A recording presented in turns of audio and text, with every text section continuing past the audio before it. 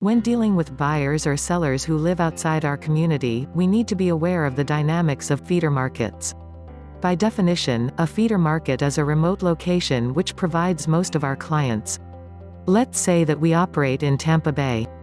The best way to find feeder markets would be to track down the place of origin of owners and renters that come here for their vacations.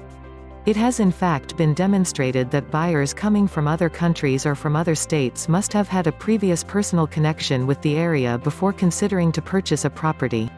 It has also been proven statistically that more people tend to come from the same locations. This can be explained in terms of ease of travel or acquaintance with the area through friends and colleagues. The initial contact is usually in the form of renting a place either for vacation or for business purposes. It can also be a few nights at a local hotel before returning to their own hometowns. There are therefore various ways we can establish feeder markets, and they all begin with a deep study of our local area.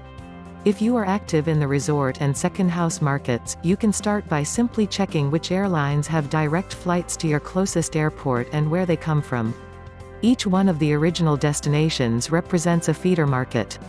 Airlines assign new destinations based on a stable and adequate number of travelers on that specific route. And you don't even need to look too far. NAR statistics show that the majority of second home buyers purchase within a 180 miles radius of distance from their hometown. If you are in international sales, then international flights will help you narrow even better the feeder markets for your foreigner buyers and investors. Following the principle of the farm area, which requires us to specialize in a specific sector of the market, we should, therefore, pick a couple of feeder markets to serve. Experts from the Resort and Second Home Property Specialist (RSPS) certification panel suggest that we pick two, not just one. They don't need to be related, but they must be big enough to provide for the growth of our business over time. The next step is to establish referral connections with other real estate professionals in those locations. Although the web can shorten distances and allows us to connect directly with potential buyers, sellers and investors, a robust referral program is the only way to keep our business on solid ground. According to market data, remote buyers and sellers don't like to shop around for realtors. Most of them stay with the first person they contact, and often this first contact comes from a referral or an endorsement. The referral works even better when it can go both ways. Meaning, the areas in play feed reciprocally. Let's say you serve Canadians who want a vacation in Clearwater. It would be excellent if you could also find local Floridians who want to vacation in Toronto, for example. Not to mention that people move back and forth all the time. The approach can be different if we are in the relocation business.